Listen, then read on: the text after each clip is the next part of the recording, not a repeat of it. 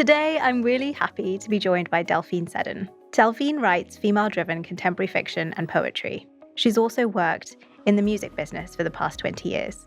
She was a talent lawyer, and then she became head of business affairs at Warner Brothers Records, working across high-profile artists such as Dua Lipa, Foals, Muse, and Biffy Clyro. More recently, she was COO for September and worked with its amazing roster of groundbreaking talent. Her novel, Darkening Song, is out now, and I had the pleasure of reading an advanced manuscript, and I can genuinely say, hand on heart, I was gripped. I'm a fast reader, but this one I gobbled up in literally a few hours on a Sunday. It's a story about young women navigating the dark and self-serving world of the music industry, a world that Delphine has seen up close. But as you read it, you realize it's actually a sort of expose of all the various shades of human nature, from the very best to the very worst. Delphine, I was so sad to leave Alora's world when the book ended, but happily I hear that it's being adapted for TV, so I have that to look forward to. Yes. Welcome to the Every Muse podcast. I'm so happy you're here. Thank you so much for having me on. Thank you. Thank you so much. Honestly, doing a deep dive on you was the most fascinating thing. So I read the book, and then I was like, I need to know more about the person who's created this world.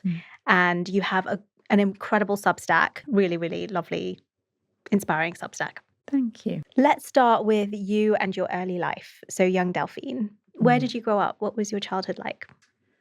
So I grew up in a small village called Betley, which was on the cusp of the Staffordshire, Cheshire border. Yeah. It was very rural.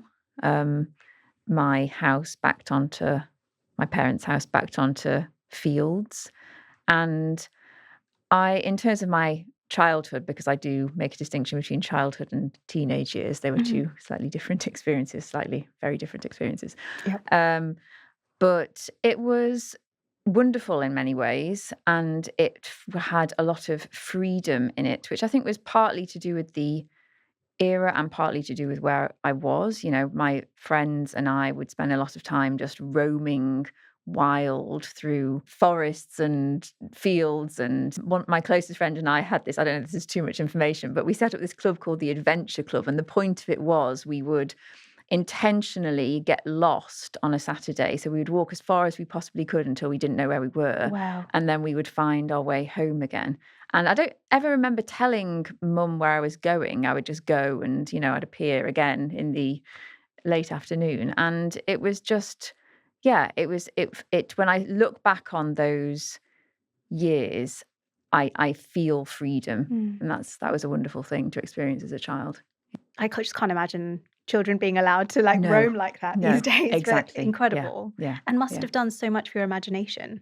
Yes. It was not an era of video games. TV was a thing, but I didn't spend that much time in the house watching TV as a child.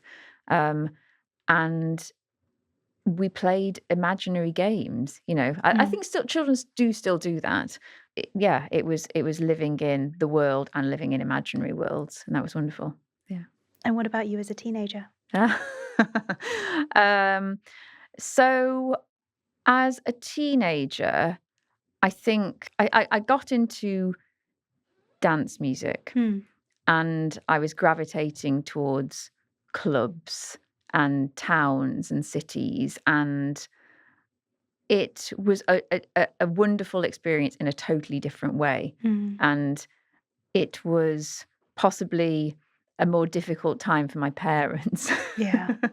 But I was working out who I was, and as you are as a teenager, you're being flung in a million different directions, and you're subject to pressures of who you think you should be versus who you probably, are at the core. And it was a difficult time and a wonderful time. And I think music played a very big part of my teenage life, and in a way that it spoke to me, saying you can be your own person. Does that make sense? Yes, it does make sense. Yeah. I remember hearing Firestarter by The Prodigy when I was, early teens. And lyrically, of course, that song is not saying you can be your own person, but it literally, I remember where I was, I remember hearing it on Radio 1, and I just thought that song means I can be who I want to be. And that was really incredible. Yeah. That does speak to me because I feel like sometimes when I listen to certain songs, I'm almost a version of myself, or I Yes. adopt like a persona as I'm listening to that song. Yes. It Yes. sort of transports you into Yes. your own inner world, but a different version of it. Yes. Yes. I totally yeah. relate to that. I do too. So were you also a writer, or when you were younger, is that something that you were doing on the Yes, side? but I wouldn't have ever thought of myself as a writer. I just wrote as, in you did more creative writing in school, Mm. and I would have notebooks around the house that I would start writing stories in, and I wrote poetry as well, which I totally neglected until recent years, but it was just something that I just did as a young person, as a way of, I suppose, encapsulating thoughts and feelings about a certain thing. So yes, I did write, although I never, as a young person, had ambitions to be a writer, in inverted commas. I don't think good writers ever do, to you be not honest. think? I know. I Okay. think it's sort of a compulsion, and that's something that they just have to do. So, I mean, I sort of have this vision of you as a very artistic, creative young person. How did you move into law? How did that happen? Yeah, that's a good question. I don't know. That's very kind of you to have that vision of me. When I look back on myself, I don't know whether I would regard myself as that. But I moved into law because I was very academic, Mhm. and I was certainly, academia was something, and very good grades was something that was very highly regarded in my house. Yes. And I really was a bit rudderless at that point in time when we were making decisions about our future. And I'd done work experience in a couple of legal situations. And I went to my history teacher and said, I don't know what to do at university. And he said, well, you've got a very analytical brain. You'd be a great lawyer. And I literally just went, tick. And that was, I ticked the box. And then I was applying to universities to do law. And then at university, I had a friend who was applying for training contracts. And I didn't even really at that point know what a training contract was. Mm. And I was like, what is it? And she said, well, you have to have a training contract to go on to be a lawyer. So I thought, well, I mean, I don't know if I do want to be a lawyer, but I better not Miss the boat on miss this. the Yeah. boat, just in case, Yeah. So I applied for training contracts, and long story short, got a training contract. So that was the path to becoming a lawyer. But then I did have a sort of huge, I don't regret anything about, like, I really, really don't. I don't look back on, well, with a few exceptions, I don't tend to look back and deeply regret things. Very relatable. Yes. But when I was at law school, and it became the practical application of it rather than, like, writing dissertations and analysing past cases and that kind of thing, which I actually quite enjoyed. I wasn't really enjoying it. And I phoned up my mum and said, I want to leave. And she said, don't leave. So I didn't leave. But it was at that point that I thought, well, hang on a minute. There is this thing that exists called music law. And that sounds like combining something that is a passion with something that perhaps is less of a passion. And that just seemed to make sense to me. So I pursued it. Tell me a bit about that. Yeah. So I trained at a big city law firm, and just through absolute twist of fate, they happened to merge with this more boutique law firm that had a large music department. And so I found myself in a situation where I was sitting on a floor with these music lawyers. And I know that you've read my Substack where I talk about this, so I'm sorry for repeating myself. No, please do. It's a great story. But I was shown around the floor on my first day in this new seat, because as you know, when you're training, you do seats in different departments. Yes. And I remember walking around these, being introduced to all these lawyers that in my in my memory, they seem quite sort of grey suits, grey skin. Like everything just seemed grey. Yeah. And then I got to the music department, and it was just like they were like a cabaret. Like they just were so glamorous, and they just looked like interesting people that you'd want to talk to. Not that you have to be glamorous to be interesting, by the way. I'm not saying that, but colourful. Yes, they were colourful, exactly. And so I was seated in an office next to this incredible female music lawyer who just started giving me work, even though I wasn't technically in her department, because I went in and said, look, I really want to be a music lawyer. And she was supportive of that. But it was, I wanted to be allocated the seat in their department. So I would train for 6 months in their department. And when I went to one of the senior partners and said that, he essentially said, oh, well, who else is in for it? And I said, who else wanted to do it? And I was told, well, she's the daughter of this really famous band's manager, and he's from this really famous family. So I was pretty much, you're not going to get it. And then I was also told at a later date, well, the music industry is very tough. And it was just, I wasn't being encouraged. Supported. Yeah. Yes. But I didn't feel discouraged. Yeah. I just felt like, okay, well, I'll just find a different way of doing that then. So I love that. Basically, thank you. I do love that. Because I think sometimes, and it's worth like saying this, sometimes people can say certain things offhand. They sometimes don't even know that they're discouraging you. Yeah. And I've had that too. And I've walked away and been like, I don't want to let this person's negativity affect my own, like, I know what I'm capable of. Yeah. And I know that I can make this happen for myself. Yes. Yeah. And someone thinking something of me is not going to change that ever. Yeah. And I think once you get to that point, I think everything becomes easier because you just know that your fate and your life is in your control. Absolutely. We can't let other people determine what we are capable of doing. Like 100%. It's just, because they're also operating in the realms of their own restricted view of the world. Yes. Yeah. And also sometimes what they think is best for you, like the partner that said to me, it's very tough. In a way, he was probably trying to look out for me. Yeah. Of course it is very tough, and has been very hard at times, particularly being a young woman, but that doesn't mean you shouldn't do it. Yeah. Yeah. I love that. And then, of course, you went on to become a partner at a entertainment law firm. I did, yes. So that's a huge success story from there. Thank you. Thank you for saying that. Yeah, I still, and looking at myself as a success story or anything that I've achieved as a success story does not come naturally to me. But I think that I was having this conversation with my friend the other day. I'm constantly looking for the next thing, as in like, oh, what do I want to do next? And I think as I grow older, something that I want to do is take more time to look back on what I have achieved and like have a moment about it, because I just don't really do that. I relate so much because I'm the same. Are you? I almost find it, and this isn't, I mean, I think this is very wrong, but I almost find it indulgent. Yeah. To pat myself on the back sometimes, but sometimes you do need it because you do need a reminder.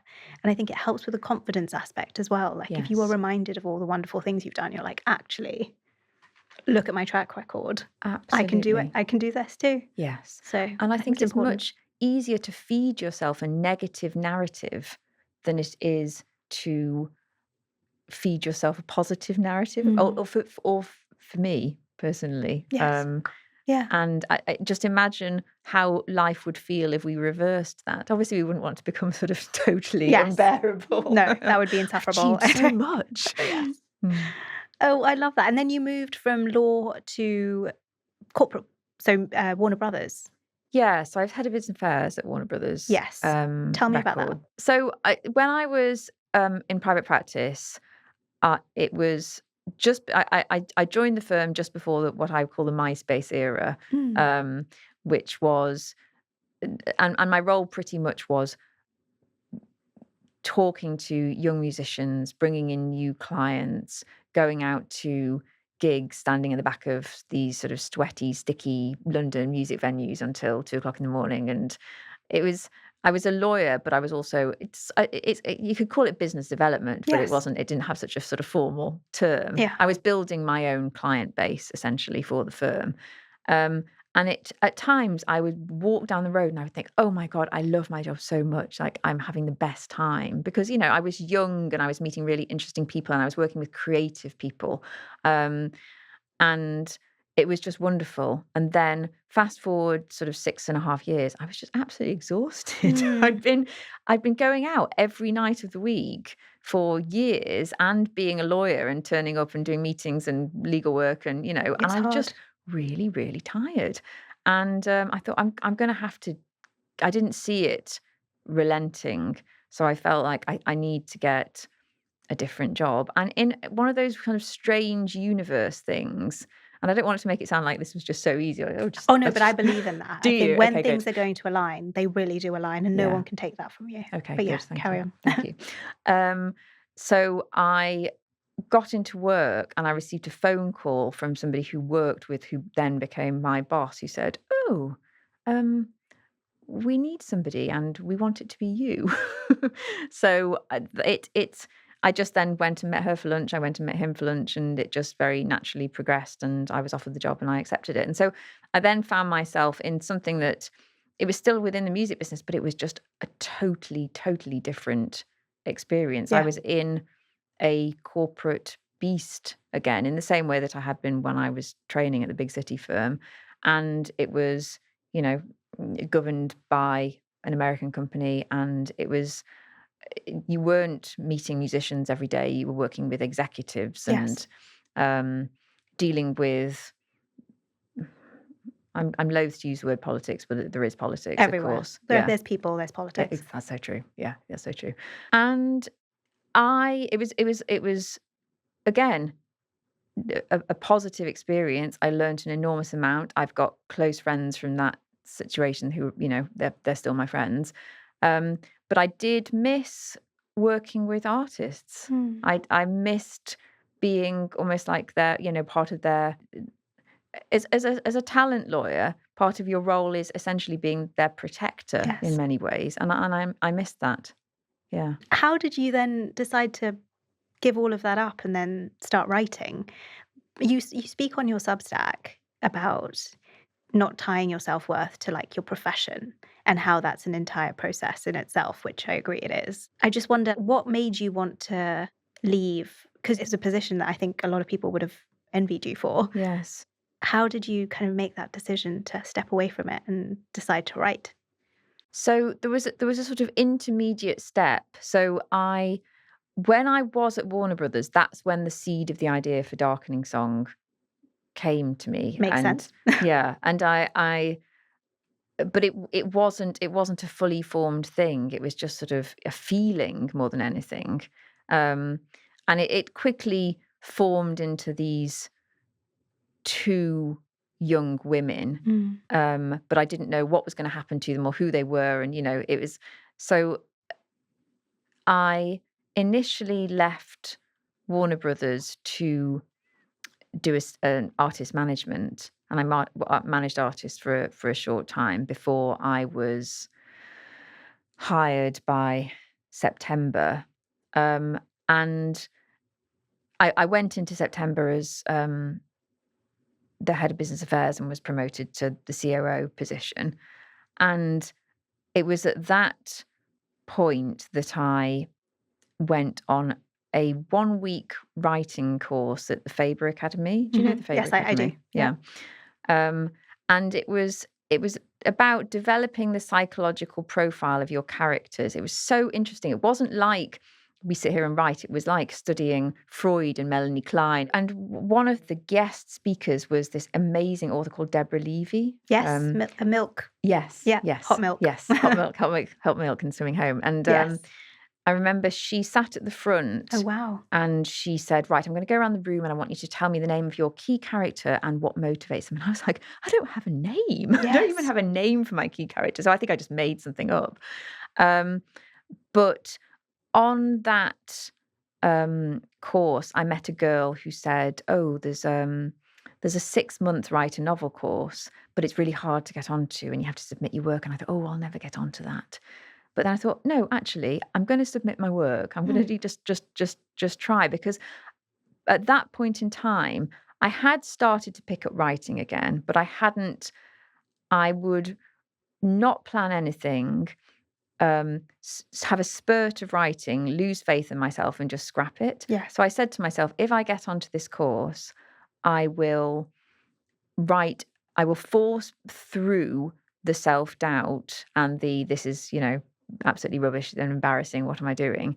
And I will write an entire book in that 6-month time period. And I remember I was in Boots on Oxford Street when I got this email saying you've got onto the course, and I just felt like it was just amazing. I just was there by myself in Boots, and I wanted to, shake someone, be like, I didn't do that, but so that was the beginning in having sufficient self-belief to think I could actually do this. And then the boundary started moving. It wasn't just I want to write a book. It's like I want to write a book and I want to get an agent. And then it was like, oh, I don't just want an agent. I want a publishing deal. No, I don't just want a publishing deal. I want to be successful as an author. Yes. But again, that goes back to what we were saying before. It's just I constantly move the boundaries. Constantly moving the bar. Yeah. But yes, that's how the writing came about. So I was still, doing a very, very demanding and all-consuming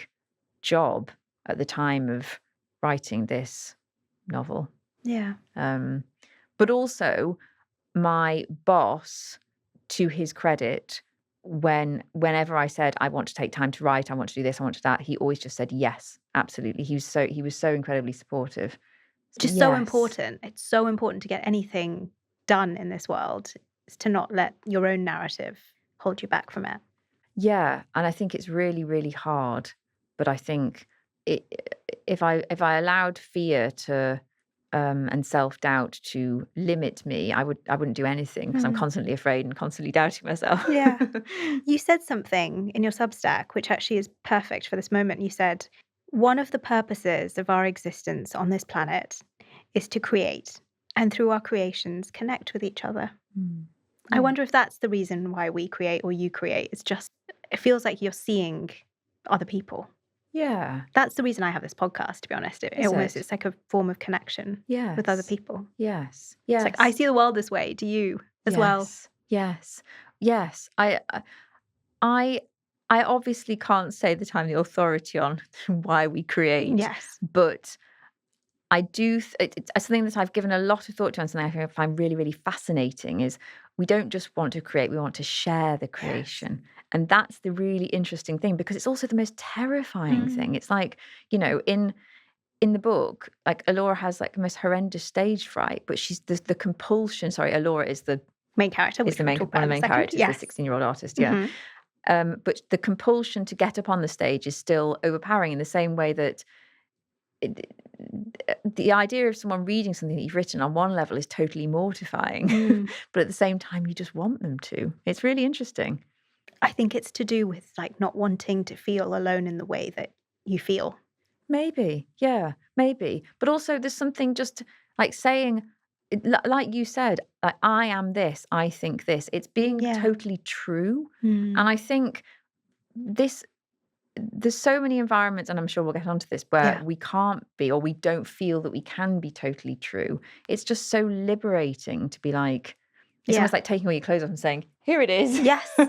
Well, let's talk about that in the corporate, like sort of shape shifting, so that you're only sort of showing the side of you that's acceptable in a certain environment and not showing the rest of it. Yeah. Sort of a self-preservation thing. Yeah. How did you manage that? Because I know you had a really supportive boss with the writing, but managing the sort of corporate side of you with the more creative side of you, and navigating that without losing in one area. I suppose when I started out in the music industry or the corporate world, as I'm sure you were, we were in our 20s. Yes.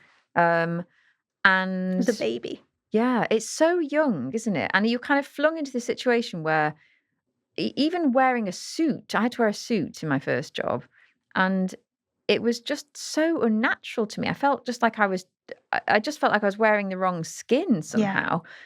And I moved into the music industry, and it quickly became apparent to me that if I was going to be good at my job and respected in a room, I couldn't sort of, sit in the corner being meek and mild.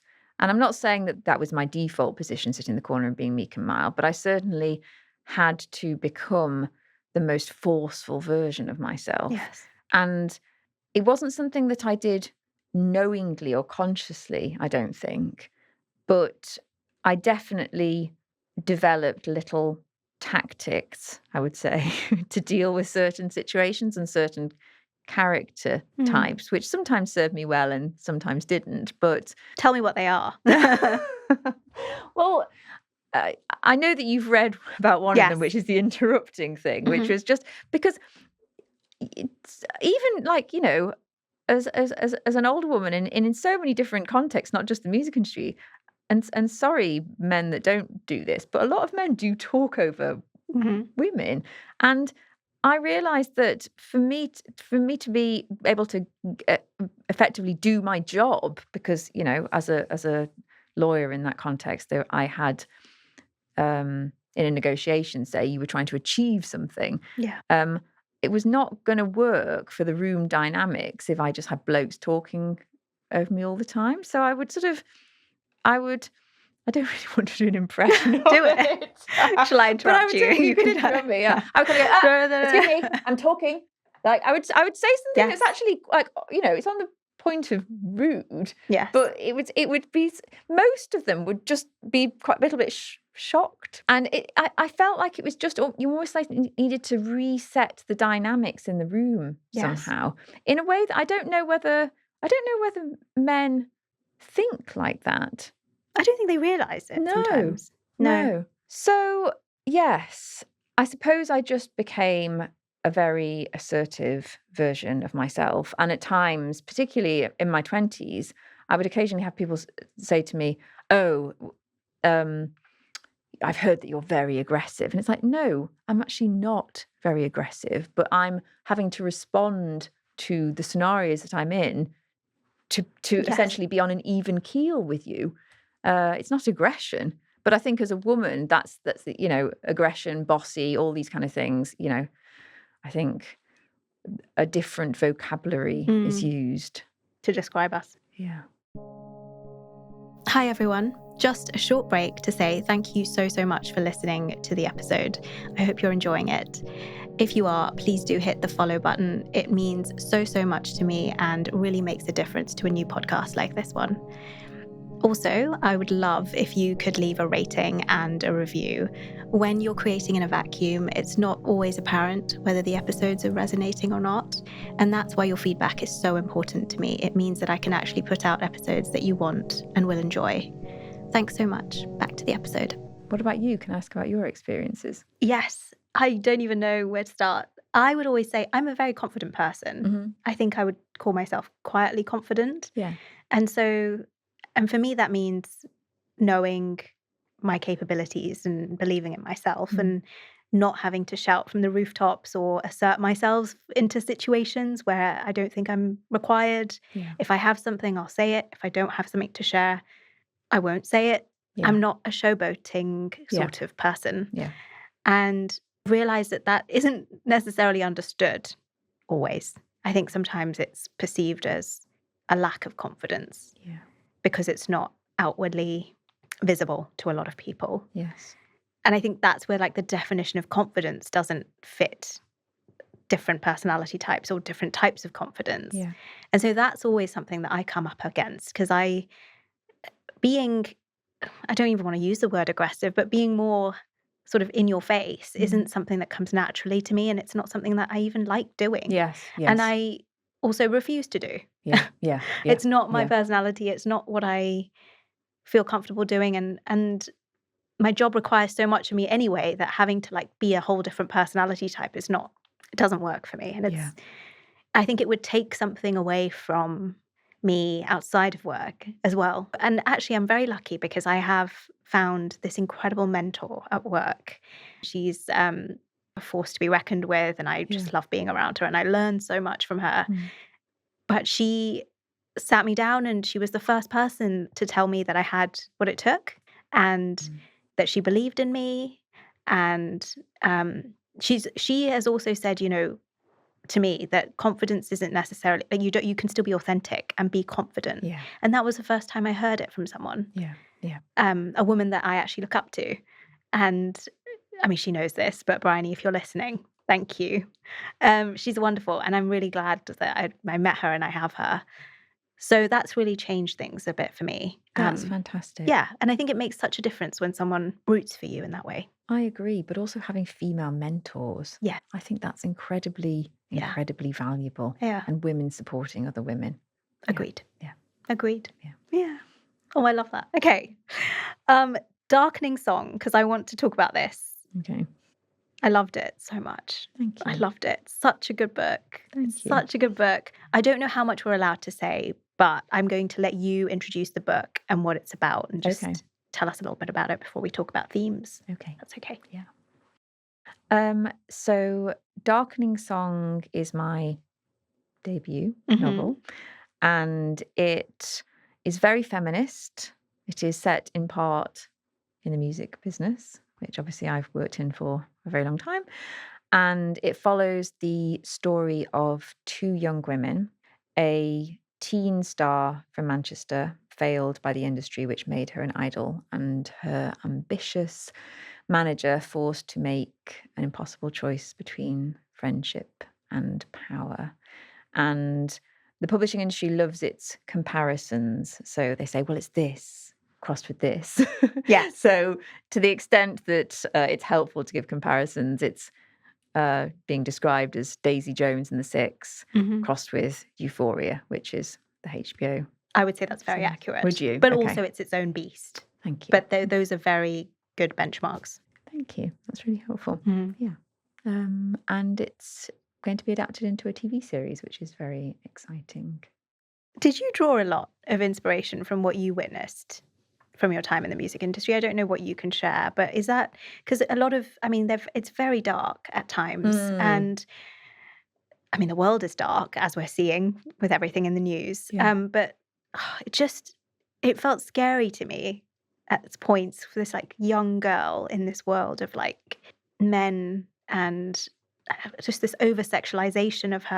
And it just felt, sometimes I feel like having a distinction between what's in a book and real life is helpful for me, and knowing that, oh, this is just a book. But I wonder how much of that is actually true in the music industry.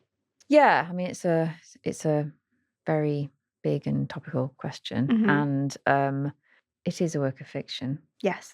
But I have obviously worked in the music business for a very long time, and some of the themes and issues that are addressed in the book are issues that women have historically experienced, and there are numerous female artists who have spoken out about their own experiences. I think what was very important to me in the book was to, tell a story that rang true in the context of the book, but not tell other people's stories for them. Yes. So I really endeavored to do that, and that's so yes. Yeah, I see what you mean. And it's not just, not limited to the music industry. It's literally a universal female experience sometimes of feeling unsafe. There are so many themes in this book, and it's such an interesting book because it takes you on so many twists and turns, and it's only after you finish the book that it all pulls together in your mind. Does it? Yes. Okay, good. It's sort of, you think it's going to be one thing, and then you finish the book and it's something completely different, and you realize in the middle it's also been lots of different things. Yes. It's lots of interesting characters, and no one is who they seem to be from the beginning to the end. So, and I thought that's such a clever nod to people in real life as well, because we're all different versions of ourselves at different times. Yes. And it's also influenced by who's around us or our own self-development and growth. And you really see that growth in Alora, and also Eva. Yeah. You see the arc, and you see this girl who goes from with Laura, you see her from, someone who comes into her own power and realizes what makes her happy and what doesn't, and what she was necessarily seeking to impress this father that she never knew, to learning to let go of that and be happy in herself. And I don't want to give too much away, but it's just, I'm geeking out over your book. It's so good. It's so good. Thank you. That really means a lot. Thank you. And there were these little Easter eggs all over the place. So another one was, we see people the way we want to see them. And Laura's therapist says, sometimes you have to ask yourselves whether the stories you're telling yourself are true. Yes. Yes. By the way, you pulled out such interesting quotes. Thank you. It's really one of the most wonderful things to have somebody say something back to you that you've written just really is very, very lovely. So thank you. No, thank you. Honestly, I think the character development in this is wonderful, Delphine. Like, genuinely, you really root for the people in it, even when they're not doing great things. Yes. So even when Eva is being horrible, I still want to shake her and make her see that this isn't her. Yeah. And thank you. That's a real, gift to be able to delve into someone's world that deeply and see the world in the way that they see it, I think. Thank you. I suppose I'm really interested in people, and I'm really interested in why people are the way they are. So even when somebody's being absolutely appalling, I'm thinking, why are you being appalling? It shows. And it's generally speaking, it's because of some hurt within them. Yeah. It's not, you are just a really, really evil person. Obviously, there's some exceptions. I'm not, but I think having the ability to see people in all of their different shades is the mark of a good writer. And it's also, I think it takes a lot of work to get to that place. So only recently have I been able to forgive the less kind parts of myself. And I think that that's an evolution. Everyone has to get to a place where they're not self-punishing. Yes. And I think being a writer and being able to develop characters that span the gamut of human complexity, I think it really helps with your own understanding of people and yourself. Yeah.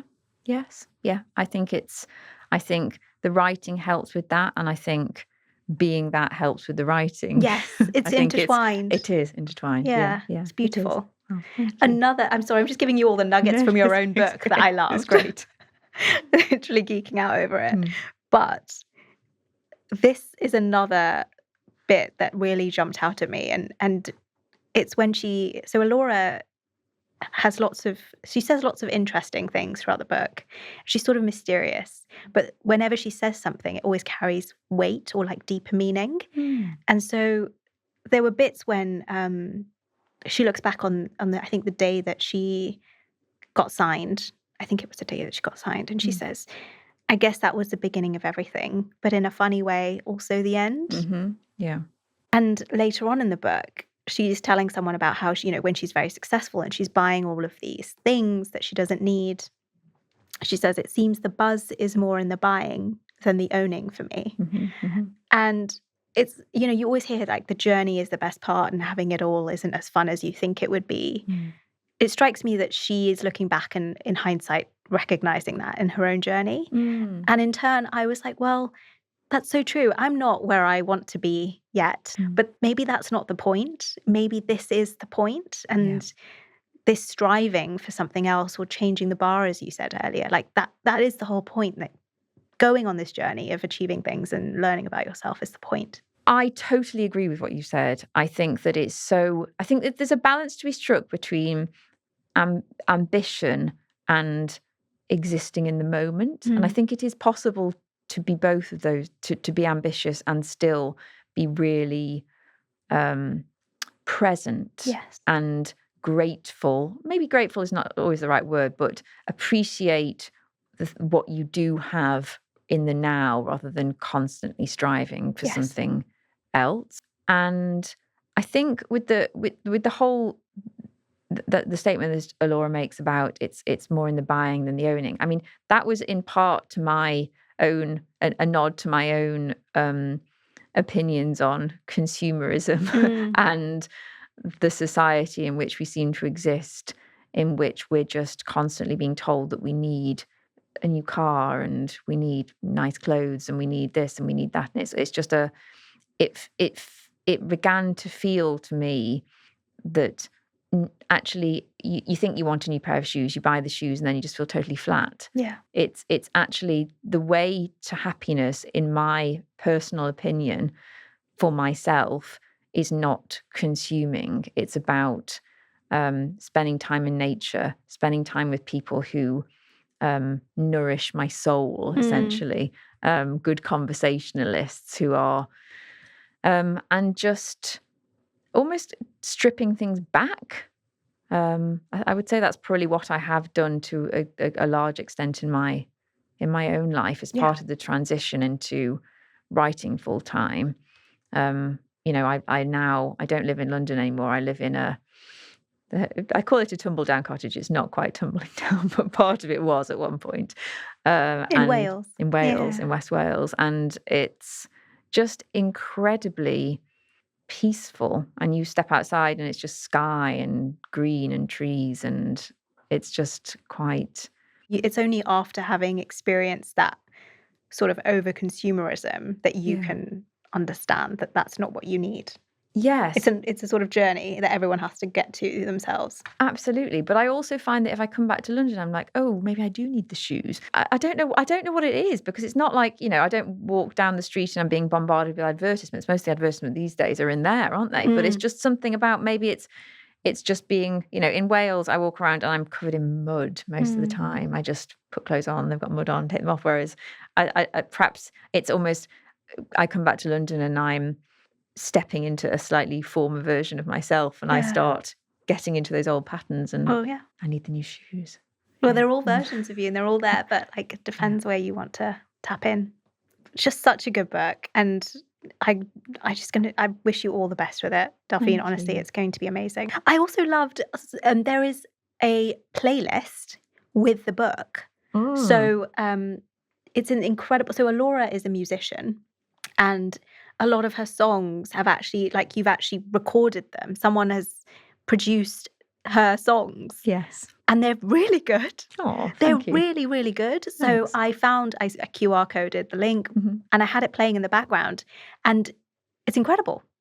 It's such good, they're literally hits. I feel like I'm gushing too much, but I genuinely do mean this. I'm not one of those people that gushes for no reason, but it's like a whole world in itself, and the music really adds to that world. Thank you. That's really kind of you to say that. When I was writing the book, I needed songs for the book. So when she performs a song, I thought, well, I need to write the lyrics for the song, and it just came more naturally to write them as full songs. So I wrote the songs for the purposes of the written word of the lyrics. And then I was thinking, well, hang on a minute.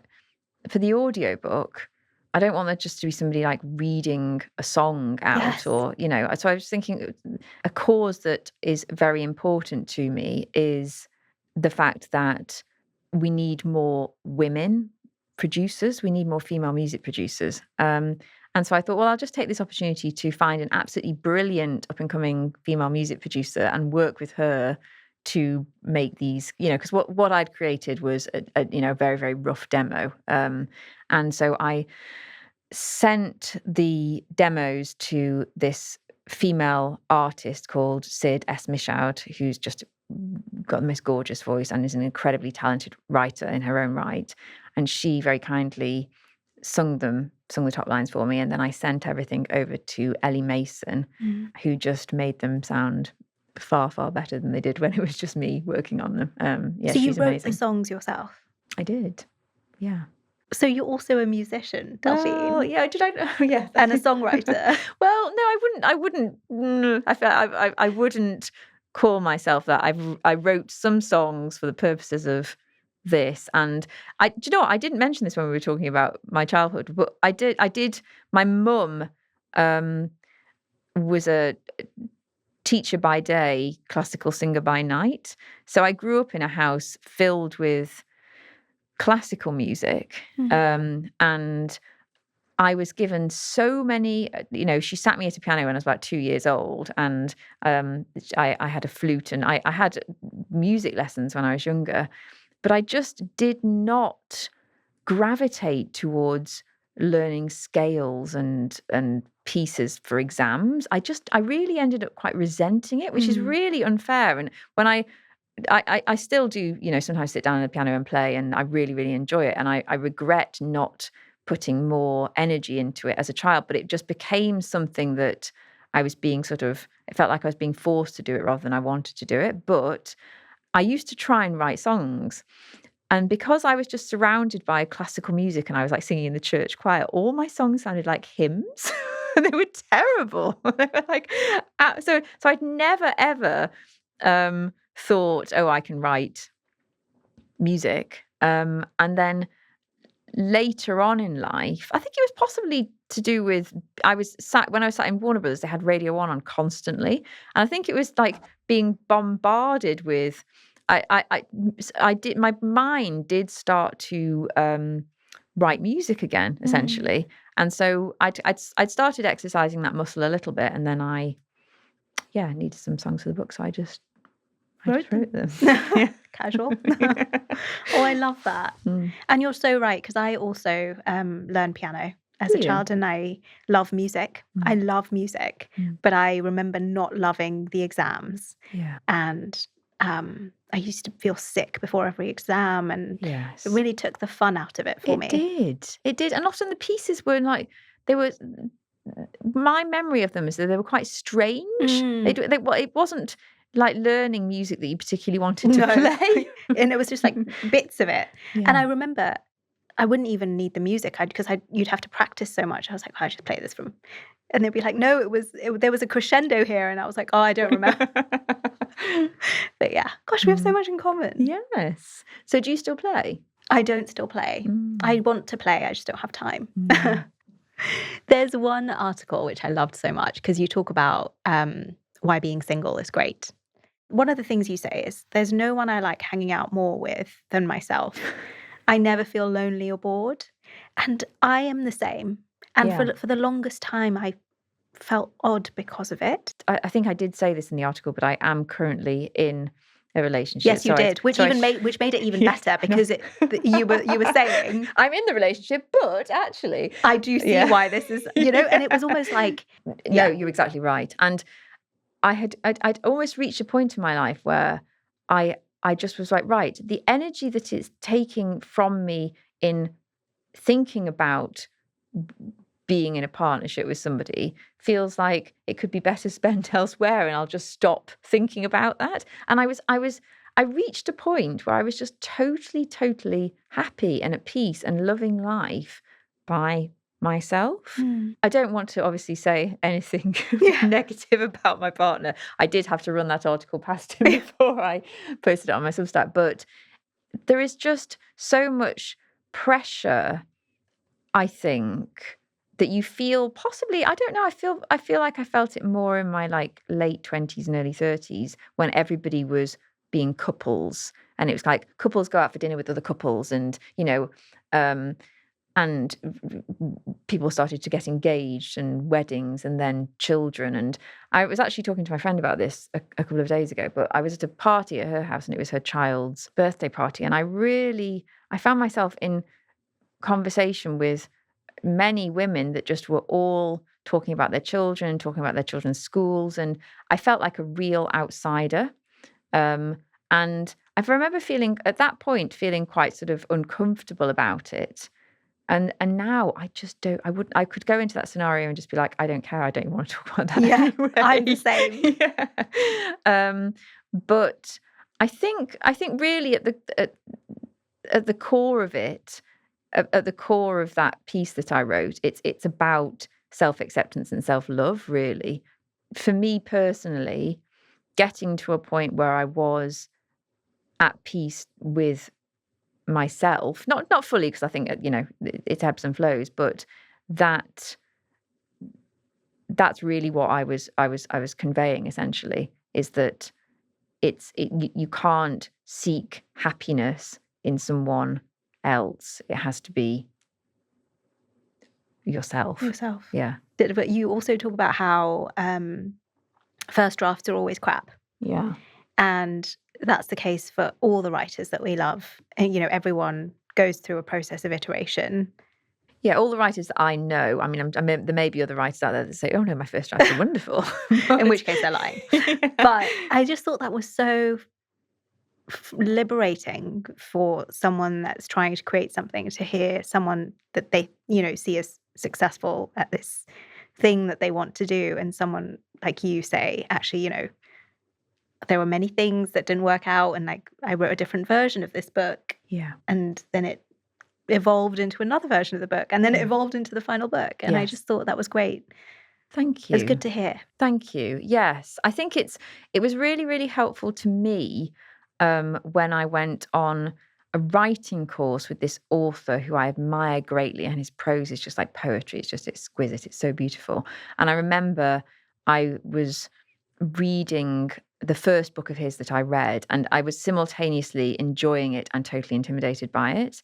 And on this writing course, he'd said, he referenced this book and said, I carved that out of my flesh. He made it sound so hard. Like he said it did not come naturally to him. He really, really worked at it.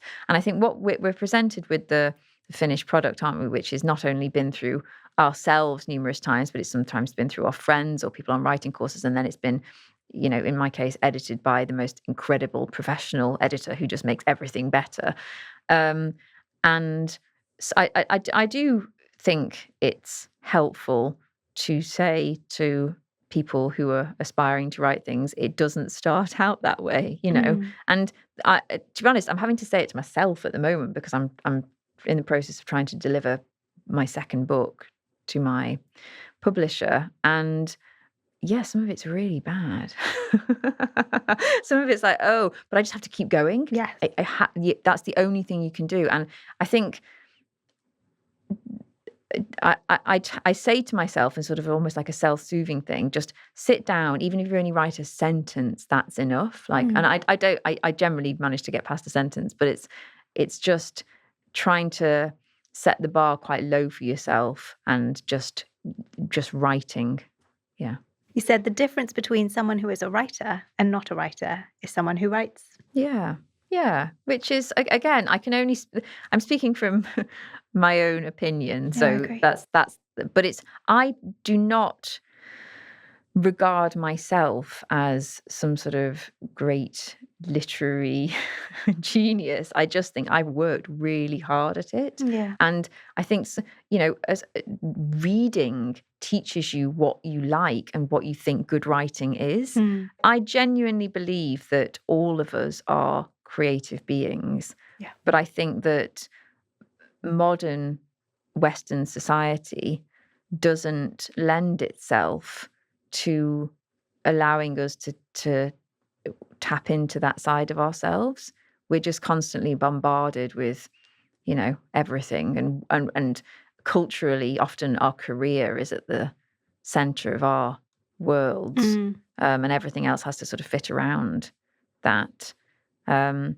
Capitalism. Yeah, well, yeah, exactly. But I think creativity is just so important. It really is. Yeah. What are you reading at the moment? So I have been really jumping around as to what I've been reading. I've just finished a very, very interesting book that was a nonfiction. I don't read a lot of nonfiction, but it was on connectivity as the cure for depression.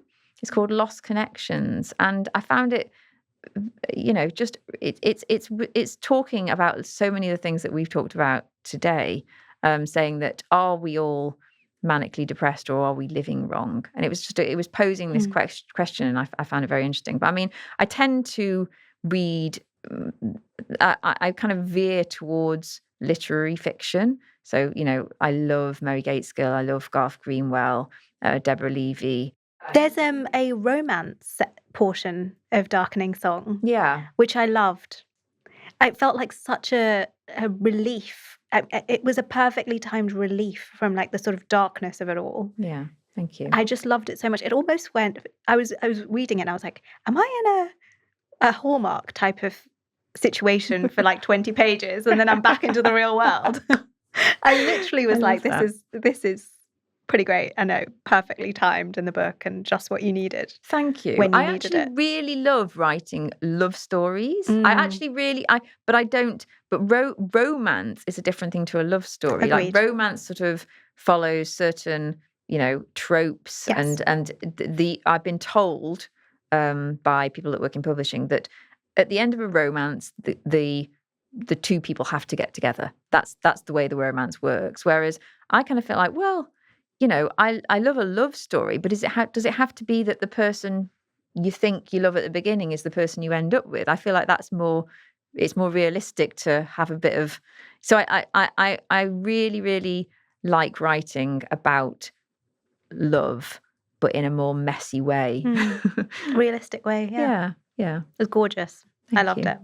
Thanks. What would young Delphine say if she saw you now? I think she would say, I don't know who you are. Yeah. I think that I would probably be so unrecognizable to my child self, who was just felt so incredibly shy and awkward, that, I don't think she would recognize me. But I think, I think she'd probably say, you're doing all right. I think she'd think you were very, very cool. Oh, well, okay. Well, thank you. But I would like to say to her, just enjoy it. Like, have confidence in what you're doing. Don't just do it filled with fear, but do it anyway. Actually have confidence in doing it. So yeah, I'd like to say that in reverse if the opportunity arose. And I think that's such a lovely message to end on. Oh, thanks. Delphine, thank you so much for coming on the podcast. Honestly, one of my favourite episodes I think this is going to be. Oh, thank you. Thank you. Honestly, it was really lovely chatting. Thank you. Thank you so much for having me on. It's just such an honour to be on such an incredible podcast, because I just think your podcast is so brilliant. Thank you. The women you have on here are just amazing. Oh my goodness. Thank you. So thank you. Yeah. Thank you so much for listening. If you enjoyed this episode, please do hit the follow button and leave a rating and review. It makes such a difference and it personally just means so much to me. Thank you.